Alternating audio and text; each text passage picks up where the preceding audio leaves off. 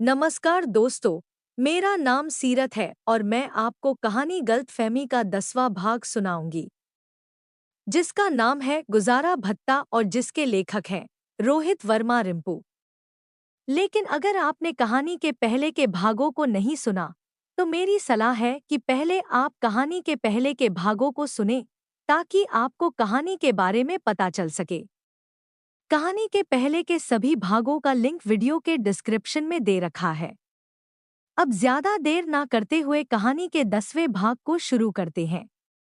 कहानी गलतफहमी, भाग 10वां। नाम गुजारा भत्ता।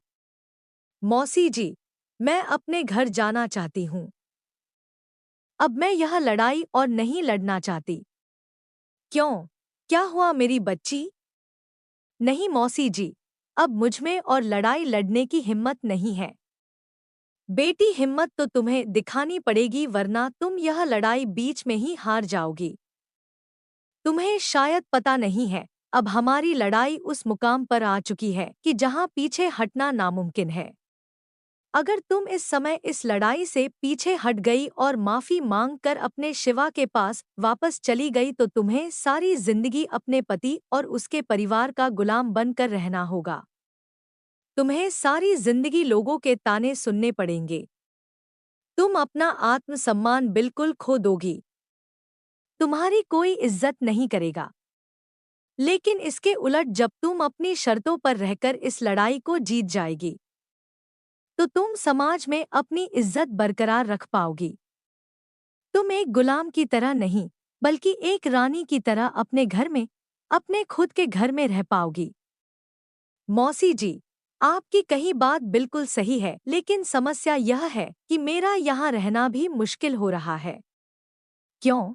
तुम्हें अपने ही घर में क्या समस्या आ रही है? जिस घर में तुमने जन्म लिया, जिस घर में तुम्हारा बचपन बीता, तुम्हें उस घर में क्या समस्या आ रही है? समस्याएं तो कई प्रकार की है, जिनके बारे में विस्तार से बताना तो नामुमकिन है। हाँ, कुछ ऐसी समस्याएं हैं जिनके बारे में आपसे मैं बात कर सकती हूँ। शायद आप मेरी मदद कर सके। बेटी, मैं तुम्हारी मौसी हूँ और इसके साथ साथ मैं तुम्हारी एक शुभचिंतक भी हूँ। तुम मुझे अपना दोस्त और शुभचिंतक मानकर अपनी हर समस्या मुझे बता सकती हो। मुझसे जितना हो सकेगा मैं तुम्हारी समस्याएं हल करने में तुम्हारी मदद करूंगी। तुम बिल्कुल भी चिंता ना करो और बेझिझक होकर अपनी समस्याएं मुझे बताओ। वैसे तो कई समस्याएं हैं, लेकिन उन सभी समस्याओं की एक ही जड़ है। अगर उस एक समस्या का हल हो जाए तो उससे मेरी बाकी सारी समस्याएं अपने आप हल हो जाएंगी। अब तुम पहेलियां हैं बुझाती रहोगी या कुछ बोलोगी भी? मौसी जी, मेरी सबसे बड़ी समस्या पैसों की समस्या है। मुझे अपने निजी खर्चे के लिए पैसों की जरूरत पड़ती है और इसके लिए मुझे अपने पिता से या भाइयों से पैसे मांगने पड़ते हैं। इस वजह से मुझे मेरे आत्मसम्मान में कमी महसूस होती है। पहले पहल तो सब ठीक था, पिताजी और भाई पैसे दे देते थे, लेकिन अब जबकि उनको पता लग चुका है कि मैं उन पर एक बोझ बन चुकी हूँ, तो वह पैसा देने में आनाकानी करते हैं। अगर मेरे निजी खर्चों का इंतजाम किसी तरह हो जाए तो मेरी बाकी की समस्याएं अपने आप हल हो जाएंगी। मुझे अपने निजी खर्चों के लिए उन पर बिल्कुल भी निर्भर नहीं रहना पड़ेगा। अगर मेरी इस समस्या का हल आप निकाल सकते हैं, तो आपकी बहुत बड़ी मेहरबानी होगी। बस इतनी सी बात। यह तो बहुत मामूली बात है।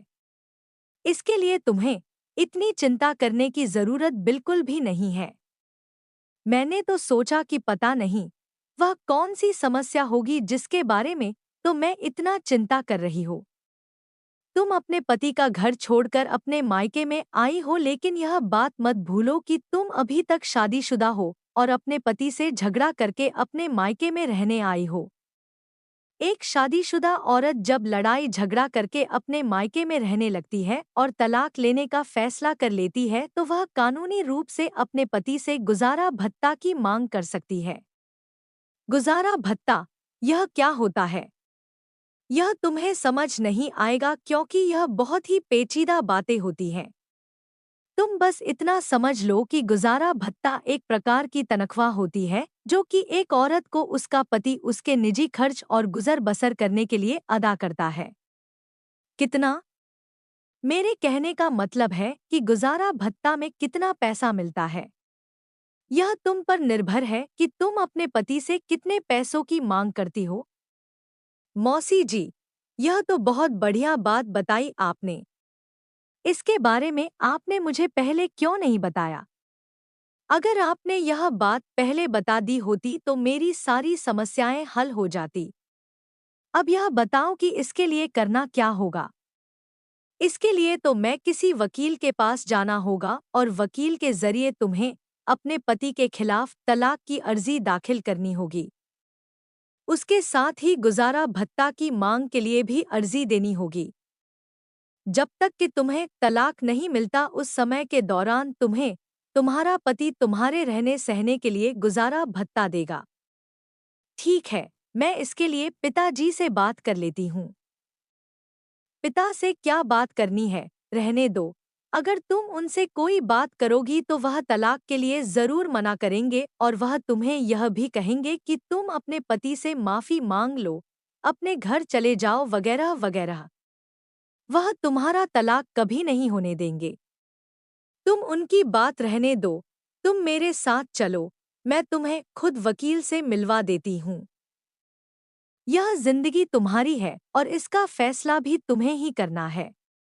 मौसी जी, आपकी बात सही है लेकिन मैं पिताजी को बताए बगैर कोई भी कदम नहीं उठा सकती। आखिरकार उन्हें भी तो कुछ पता होना चाहिए। तुम्हें जो करना है करो, लेकिन फिर उसके बाद बार बार मेरे पास रोते हुए मत आना और ना ही मुझसे कोई सलाह मांगना। मौसी ने गुस्से से कहा। आप मेरी बात समझ नहीं रही। मुझे एक बार तो पिताजी से बात करनी होगी। अगर वह मान गए तो ठीक है, अगर नहीं माने तो फिर से बिना बताए मैं आपके साथ चली जाऊंगी। यानी तुम अपने पिता के खिलाफ भी जा सकती हो। पहले तो मैं उन्हें तलाक के लिए मनाऊंगी। अगर वह नहीं माने तो मैं उनके खिलाफ भी जा सकती हूँ, क्योंकि मैं यह जिंदगी और बर्दाश्त नहीं कर सकती। रात को जब पिताजी दुकान से आए तो मैं उनके पास गई और उनसे कहा, पिताजी, आपने मेरी जिंदगी के बारे में क्या सोचा है? तुम कहना क्या चाहती हो मैं कुछ समझा नहीं। पिताजी ने हैरानी से पूछा। यही कि मैं अपनी जिंदगी के बारे में क्या फैसला करूं। बेटी, इसमें मैं क्या कह सकता हूं? तुम्हें कोई सलाह देने का कोई फायदा नहीं है, क्योंकि तुम्हें तो मेरी बात माननी ही नहीं है। तुम तो सिर्फ अपनी उस मौसी की बात मानोगी, जिसने कि आज तक अपना घर नहीं बसाया। तुम उसी के नक्शे कदम पर चल रही हो और उसी की बात सुनो। बाकी रही मेरी सलाह तो यही है कि तुम अपने पति शिवा से माफी मांग कर उसके पास चली जाओ और अपना घर बसा लो। नहीं पिताजी, मैं अब शिवा के पास नहीं जाना चाहती। क्यों? क्या बात हो गई है? अगर उसके पास नहीं जाना तो फिर तुम करना क्या चाहती हो? तुम मेरे साथ खुलकर बात करो। तुम्हारे क्या विचार है? तुमने भी तो कोई ना कोई योजना बनाई होगी। पिताजी, अगर आप बुरा ना माने और आराम से मेरी बात सुने तो मैं आपसे कुछ कहना चाहती हूँ। हाँ बोलो, क्या कहना चाहती हो? पिताजी, मैं शिवा से तलाक लेना चाहती हूँ और तलाक के बाद में दूसरी जगह शादी करके अपना घर बसाना चाहती हूँ। मैं शिवा के पास वापस नहीं जाना चाहती। तुम एकदम पागल हो चुकी हो। तुम्हारा दिमाग बिल्कुल भी काम नहीं कर रहा। तुम अपना बसा बसाया घर खुद उजाड़ रही हो। मुझे मालूम है कि तुम मेरी बात बिल्कुल नहीं मानोगी। अगर मैं मना भी कर लूं फिर भी तुम अपनी जिद पूरी करके ही रहोगी, इसलिए तुम्हें जैसा करना है करो, लेकिन मेरी बात एक बार कान खोल कर सुन लो। तुम अपनी जिस मौसी के नक्शे कदम पर चल रही हो वह ठीक नहीं है, क्योंकि जो औरत अपना घर ना बसा सकी हो वह तुम्हारा घर कहाँ बसने देगी। इस मामले को लेकर मेरी और मेरे पिताजी के बीच में काफी देर तक बहसबाजी होती रही। पिताजी ने मुझे काफी समझाया और शिवा के पास वापस जाने के लिए कहा, लेकिन मेरे दिमाग पर जो पर्दा पड़ा हुआ था उस वजह से मैं उनकी बात को समझ नहीं पा रही थी। मैं शिवा से तलाक लेने की जिद पर अड़ी हुई थी और अंत में पिताजी ने यह कहकर बात को खत्म कर दिया कि तुम्हें जो करना है वह करो, तुम अपनी मर्जी करो, यह तुम्हारी जिंदगी है, लेकिन कोई भी फैसला लेने से पहले यह जरूर सोच लेना कि तुम्हारे इस फैसले की जिम्मेदार तुम खुद हो, इसलिए उसके बाद जो भी नतीजा निकलेगा यह तुम खुद भुगतोगी। तुम अपनी आने वाली जिंदगी के लिए किसी को कसूरवार नहीं ठहराओगी। पिताजी मेरे तलाक के लिए मान गए और यह बात सुनकर सबसे ज्यादा खुशी मेरी मौसी हो रही थी और अगले ही दिन मैं और मौसी वकील के पास चले गए। नमस्कार बहन जी, आओ बैठो, क्या हालचाल है? बहुत दिनों बाद आपके दर्शन हुए हैं। वकील ने मौसी को देखते हुए कहा। जी भाई साहब, बहुत बढ़िया, आप सुनाओ क्या हालचाल है? जी सब भगवान की कृपा है, कहिए कैसे आना हुआ? भाई साहब यह मेरी भांजी है, इसका नाम वृंदा है। इसी के बारे में मैंने आपसे फोन पर बात की थी। ओह, तो यह वह लड़की है जिसके बारे में आपने मुझे बताया था। कोई बात नहीं, आपका काम हो जाएगा। आप बस अपने ससुराल वालों के बारे में जानकारी दे दें। कैसी जानकारी? यानी आपके पति के परिवार में कौन-कौन से सदस्य हैं? जी उनके परिवार में मेरे पति के अलावा उनकी माँ यानी मेरी सास और मेरे पति की 2 बहनें हैं। क्या आपने अपने पति से तलाक लेने का मन बना लिया है? जी, मैंने धीरे से कहा। तलाक की अर्जी देने के बाद अगर आपका मन बदल गया तो? वकील के यह सवाल पूछे जाने के बाद मैं मौसी की तरफ हैरान होकर देखने लग गई और इससे पहले कि मैं कुछ बोलती मौसी ने वकील को कहा, भाई साहब, यह आप कैसी बातें कर रहे हैं? आप ऐसी बातें पूछकर अपना और हम दोनों का समय बर्बाद कर रहे हैं। जब हम आपके पास तलाक लेने आए हैं, तो इसका मतलब तो साफ है ना कि हमने तलाक लेने का मन पक्का बना लिया है। फिर ऐसे सवाल क्यों पूछ रहे हो? सुनीता बहन जी, आप गुस्सा मत करो।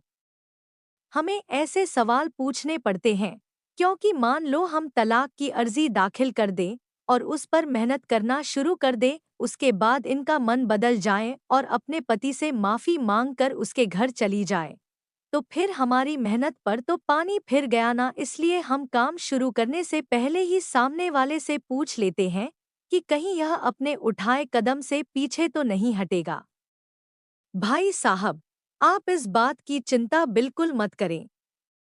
जब मैंने एक बार कदम उठाया तो मैं पीछे नहीं हटी।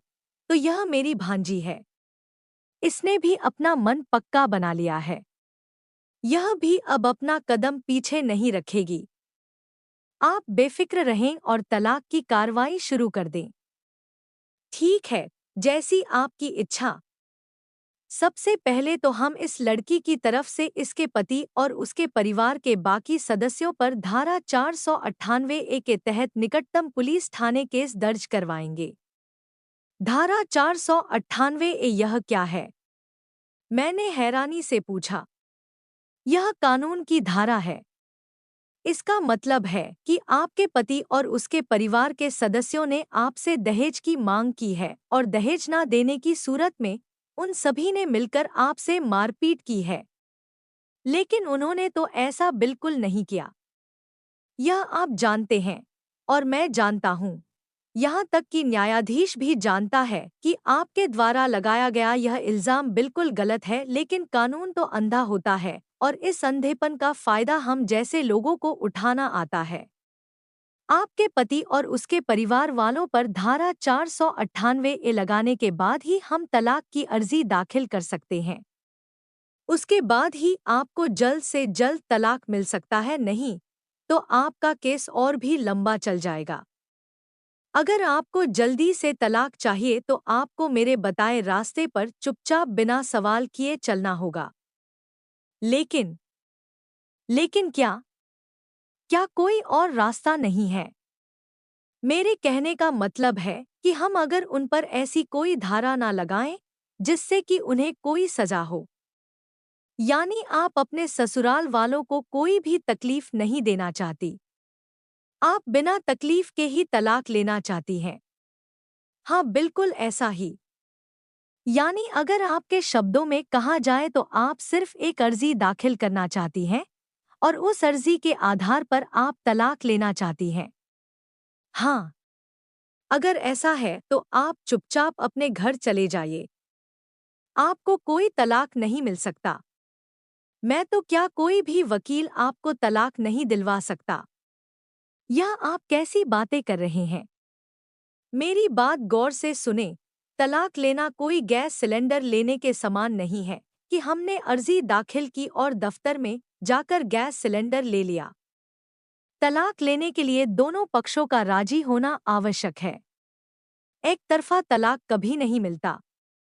मान लो आपने तलाक लेने की अर्जी दाखिल कर दी लेकिन आपके पति ने इस अर्जी पर अपने हस्ताक्षर नहीं किए तो आपको कभी भी तलाक नहीं मिल सकेगा।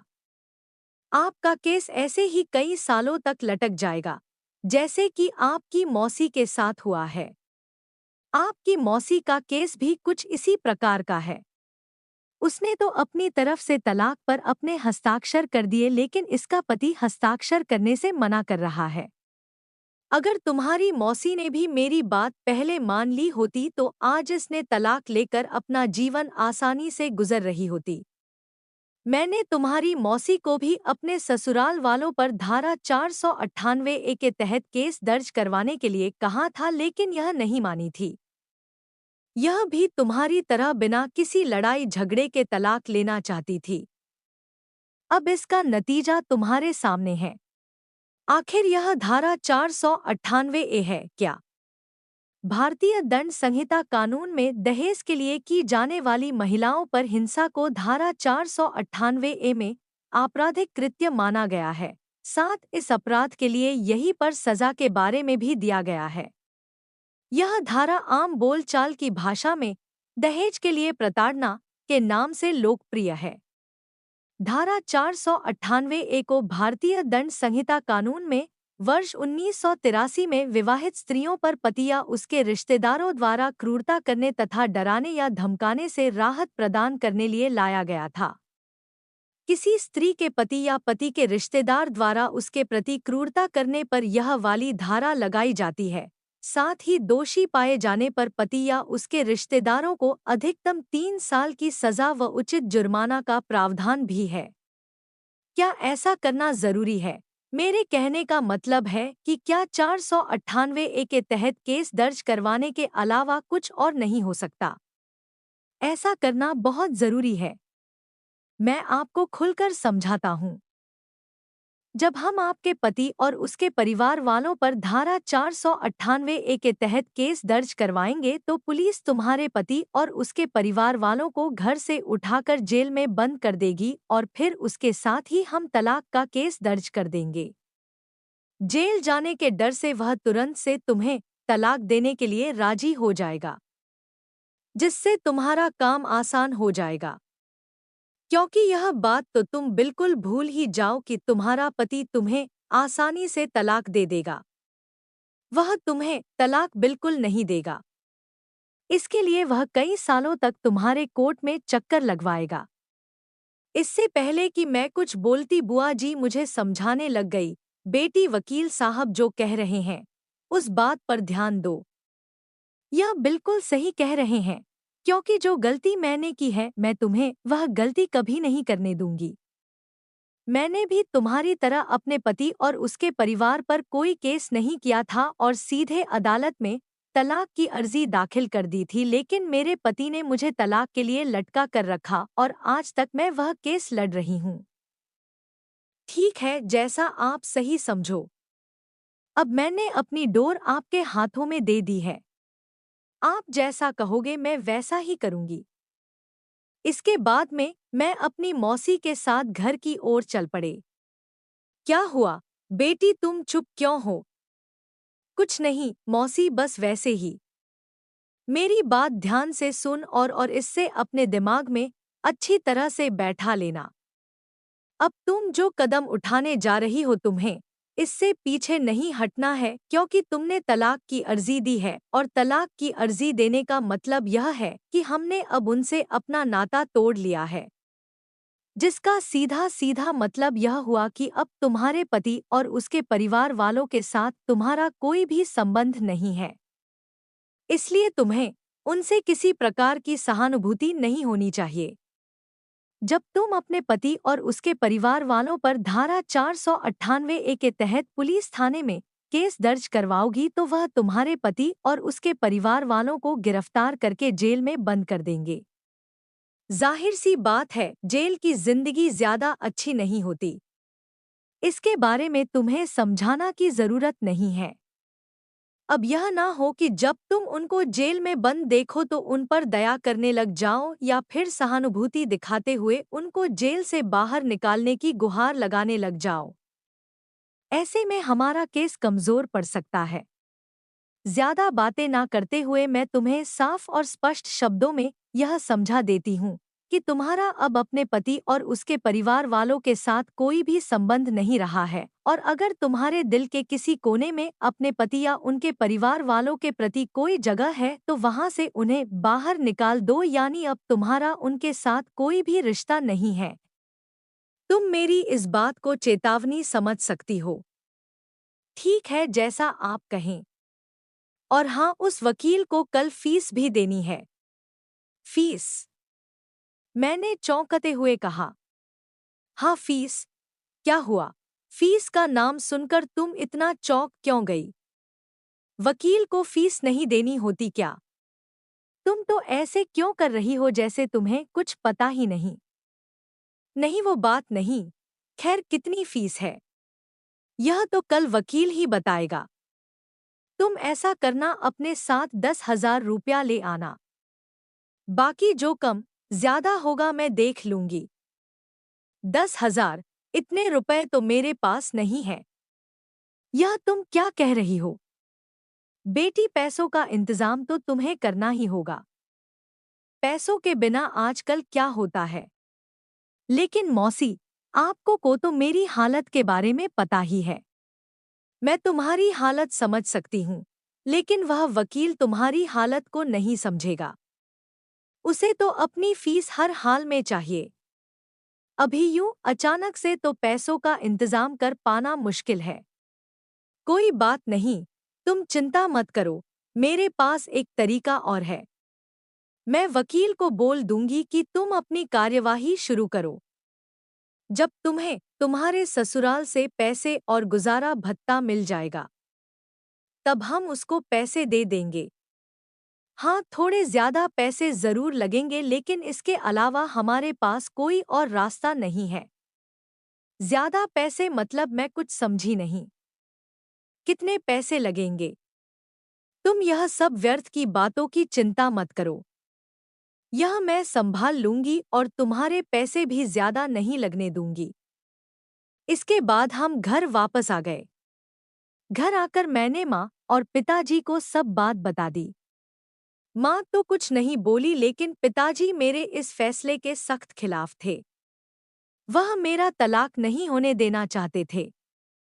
काफी देर बहसबाजी के बाद मैंने पिताजी की बात को ना मानते हुए अपने पति और उसके परिवार वालों पर धारा 498 ए के तहत शिकायत दर्ज करवा दी। शिकायत दर्ज होने के तुरंत बाद पुलिस ने मेरे पति और उसके परिवार वालों को उठाकर जेल में बंद कर दिया, लेकिन मेरे पति की पुलिस और प्रशासन के ऊंचे अधिकारियों से जान पहचान होने की वजह से मैं जल्दी ही छूट गए।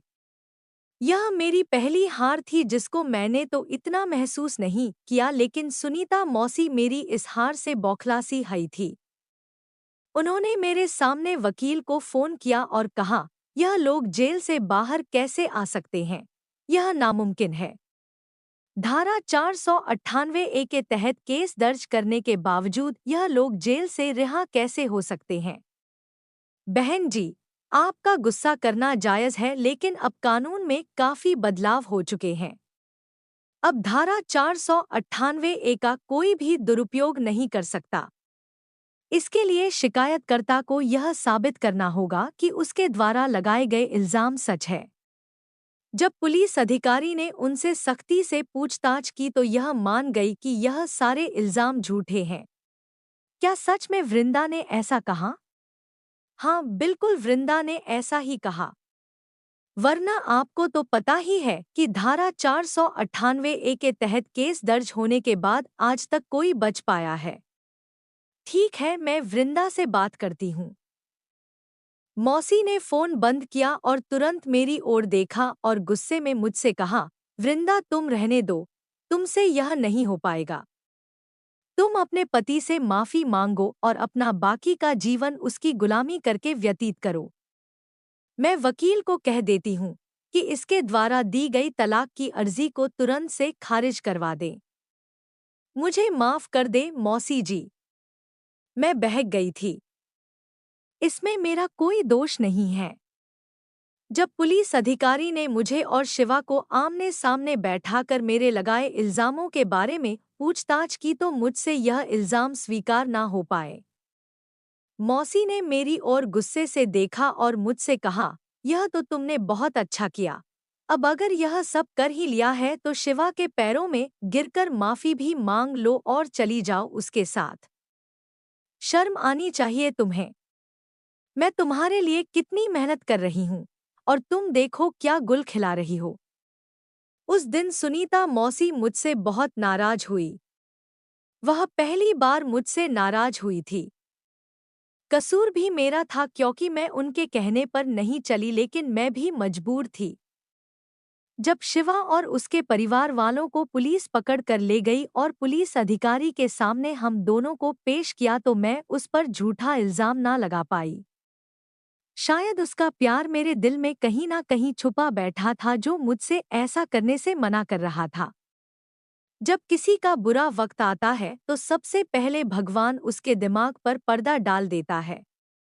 वह उसकी सोचने और समझने की शक्ति है खत्म कर देता है। हम ना चाहते हुए भी एक ऐसे दलदल में फंस जाते हैं जिससे निकलना नामुमकिन सा हो जाता है। फिर हम भगवान से इस दलदल से निकलने के लिए मिन्नतें करते हैं, प्रार्थना करते हैं। फिर भगवान हमारी मदद के लिए आगे आता है और वह हमें कई प्रकार के संकेत देता है जिससे कि हम इस दलदल से बाहर आसानी से निकल सकें। मुझे भी उस दिन मौसी ने एक संकेत दिया था जब उन्होंने मुझे डांट लगाते हुए कहा था कि तुम जाओ और शिवा के पैरों में गिरकर उससे माफी मांग कर अपना घर बसा लो। यह एक प्रकार का भगवान का दिया हुआ संकेत था जिसे मैं पहचान नहीं पाई। अगर उस दिन मैं शिवा के पैरों में गिरकर उससे माफी मांग लेती तो आज मुझे यह दिन नहीं देखना पड़ता। मैं गलत हूँ और मैं अपने घमंड में चूर थी। मैं सोचती थी कि अगर मैं शिवा से माफी मांग लूंगी तो मुझे सारी उम्र शिवा की गुलाम बनकर रहना पड़ेगा, लेकिन ऐसा नहीं होता। कोई भी पति अपने पत्नी को गुलाम बनाकर नहीं रखना चाहता है। वह तो उसे अपनी रानी बनाकर रखना चाहता है, लेकिन शर्त यह होती है कि पत्नी भी अपने पति को राजा के समान प्यार और सम्मान दे। मैं अपनी मौसी की एक कठपुतली बन चुकी थी। उसने मुझे इस तरह के सपने दिखाए थे जिसमें मैं अपने घर में राज कर रही हूँ और मेरा पति शिवा मेरा गुलाम बनकर रह रहा है। खैर, दिन बीतते जा रहे थे। हमने शिवा के ऊपर तलाक का केस कर दिया था और इसके साथ में हमने गुजारा भत्ता की मांग भी कर रखी थी। आज उस गुजारा भत्ता की अर्जी की सुनवाई थी।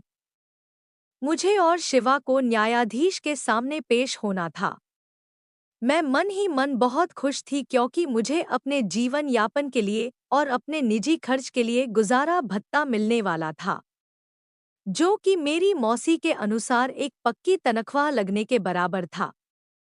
मेरे पिता और भाइयों ने मेरे साथ चलने से पहले ही मना कर दिया था क्योंकि वह मेरे इस फैसले के सख्त खिलाफ थे।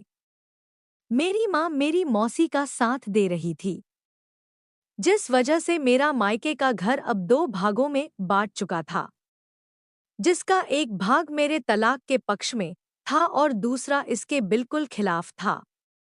मेरा झुकाव पहले पक्ष में ज्यादा था, यानी मैं अपनी मौसी और अपनी माँ के साथ तलाक के पक्ष में थी। गुजारा भत्ता की सुनवाई वाले दिन मैं सुबह सुबह मौसी के घर चली गई और उनको साथ लेकर तयशुदा समय में कोर्ट में पहुंच गई।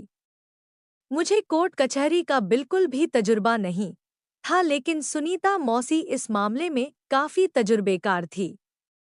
उन्हें सब कुछ पता था कि कहाँ जाना है और किससे मिलना है, न्यायाधीश से क्या क्या बात करनी है। हम जाकर सीधा अपने वकील से मिले और मौसी ने वकील को कहा, भाई साहब कब तक हमारा नंबर आएगा? बहन जी अभी पहला नंबर चल रहा है और चौथा नंबर आपका है, यानी जल्द ही आपका नंबर आ सकता है। आप यहाँ बैठकर इंतजार करें। जब भी आपका नंबर आएगा मैं आपको तुरंत से बुला लूंगा। ठीक है, मौसी ने वकील को कहा, फिर मेरी ओर देखते हुए मुझसे कहा, वृंदा बेटी तुम्हें पता है ना कि तुम्हें क्या क्या करना है। अब तुम न्यायाधीश के सामने जाकर मेरी बेइज्जती मत करवा देना। इससे पहले कि मैं कुछ बोलती वकील ने तुरंत मौसी को कहा, बहन जी इतना सब समझाने की कोई जरूरत नहीं है। इसको बस इतना बता दो कि न्यायाधीश के सामने कुछ नहीं बोलना है, बस उनके सामने नजरें झुकाकर एक अबला नारी की तरह खड़े रहना है। तुम्हें उनके सामने इस प्रकार से अभिनय करना है कि जैसे तुम्हारे साथ बहुत ही बुरा हुआ है, यानी जैसे तुम्हारा पति तुम्हारे साथ नाइंसाफी कर रहा है। तुम्हें वहाँ कुछ नहीं बोलना है और अगर न्यायाधीश तुमसे कोई बात करता है तो सिर्फ उनके सामने हाँ या ना में ही जवाब देना है। हाँ, अगर हो सके तो एक दो आंसू भी बहा लेना। यह अच्छा रहेगा क्योंकि तुम्हारा केस काफी लंबा चलेगा और उस लंबे समय के जीवन यापन के लिए तुम्हें गुजारा भत्ता जरूर चाहिए। वह गुजारा भत्ता तुम्हें तभी मिल सकता है जब न्यायाधीश को लगे कि तुम्हारे साथ बहुत ही नाइंसाफी हुई है और तुम्हें अपने जीवन यापन के लिए सच में इसकी बहुत जरूरत है। एक बार तुम्हारा गुजारे भत्ते की अर्जी मंजूर हो गई, फिर तुम्हें किसी बात की कोई चिंता करने की जरूरत नहीं है। तुम घर बैठे बिठाए आराम से अपना गुजर बसर कर सकती हो। ठीक है, जैसा आप कहेंगे मैं वैसा ही करूंगी। कुछ समय इंतजार करने के बाद हमारा नंबर आ गया और मैं अकेले न्यायाधीश के सामने पेश हो गई। न्यायाधीश ने हमारा केस को पढ़ा और कुछ देर पढ़ने के बाद उसने शिवा की ओर देखा और फिर शिवा के वकील से कहा, आपको अपनी सफाई में कुछ कहना है। श्रीमान, मेरा अभियुक्त यह गुजारा भत्ता देने में बिल्कुल भी समर्थ नहीं है, क्योंकि अभियुक्त शिवा अपनी मां और दोनों बहनों के साथ एक किराए के मकान में रहता है। किराएनामे की एक कॉपी आपके सामने पेश कर दी गई है। यह एक फैक्ट्री में नौकरी करता है जिसकी तनख्वाह सिर्फ 20,000 रुपये है। इसकी तनख्वाह का सारा ब्यौरा भी साथ में संलग्न है। इस तनख्वाह में घर का किराया और दोनों बहनों का पढ़ाई का खर्च निकालने के बाद बहुत ही कम पैसे हाथ में बचते हैं, जिससे इनका गुजर बसर बहुत ही मुश्किल से हो रहा है। इसलिए यह गुजारा भत्ता देने के लिए बिल्कुल भी समर्थ नहीं है। इससे उलट अभियुक्तों की पत्नी अपने माता पिता के घर में आराम से जीवन गुजार रही है। उनके परिवार में इसके माता पिता के अलावा 2 भाई हैं। पिता और दोनों भाई अपनी अपनी दुकानों में काम करते हैं, जिस वजह से वह अभियुक्त की पत्नी का खर्चा आसानी से उठा सकते हैं। मेरी आपसे गुजारिश है कि आप यह गुजारा भत्ता की अर्जी तुरंत खारिज कर दी जाए। अभियुक्त के वकील ने जो कुछ कहा क्या वह सच है? क्या आप सहमत हैं? न्यायाधीश ने मेरी ओर देखते हुए कहा। उस वक्त मेरी समझ में कुछ नहीं आया और मैंने नजरें झुकाते हुए अपना सिर हाँ में हिला दिया, जिसको देखते ही न्यायाधीश ने तुरंत से मेरी गुजारा भत्ते की अर्जी खारिज कर दी। आगे की कहानी जानने को लिए बने रहिए हमारे साथ, और साथ ही अगर आप हमारे चैनल को सब्सक्राइब करके घंटीन वाले बटन को दबा दें, ताकि कहानी का अगला भाग पब्लिश होते ही इसकी नोटिफिकेशन सबसे पहले आपको मिल सके। कहानी के प्रति आपके सुझाव हमारे लिए बहुमूल्य हैं। कृपया कमेंट करके हमें अपने सुझाव जरूर दें। धन्यवाद। मेरा नाम है सीरत और मिलते हैं कहानी के अगले भाग में। तब तक के लिए आप मुझे इजाज़त दें। धन्यवाद एक बार फिर से।